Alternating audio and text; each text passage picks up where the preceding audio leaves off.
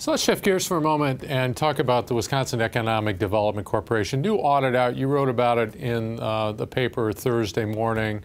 What does that audit say? WEDC has been able to keep itself out of the news for the last couple of years. What's the news here? Right. So this is the state's flagship jobs agency. 2 years ago, they had a tough audit, and the governor actually took away from them, along with lawmakers, their ability to lend money to businesses.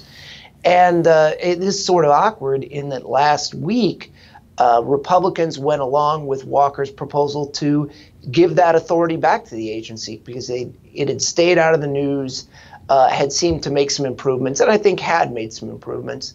But yesterday, an audit comes out detailing, again, that there are still some real areas for improvement within that agency. And one of the areas is that their delinquent loans increased by, from like $1 million to I believe it was $11 million. So, that I think will come up before lawmakers again as Democrats certainly will talk about, do we really want to give more authority to this agency when it, has still some growing pains? There's some concern about double counting of jobs too, I think, as well, right?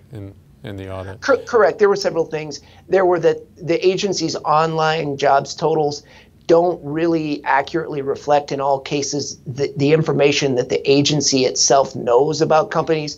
So a company may get an award.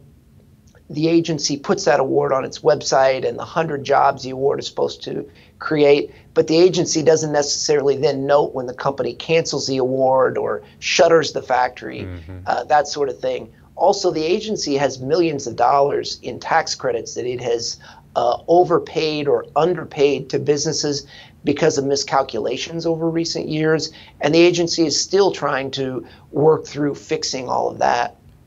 So I think there's been a sense since Mark Hogan took over the agency, a very well-respected business person in the Milwaukee area. Former lender, former Milwaukee banker and lender. At M&I and later BMO. There's been a sense that the agency's been on a more even keel since he took the helm. How did WEDC react to this audit when it was announced? They did not duck and cover. I actually went in with another reporter and spoke to Mark Hogan for more than an hour yesterday about the audit, and he was fairly frank in recognizing that the auditors, had found things that he needed to continue to address. So, in that sense, I think they're meeting this head on. They can point to areas where the audit did show them making an improvement, but they also acknowledge that they have to do more going forward.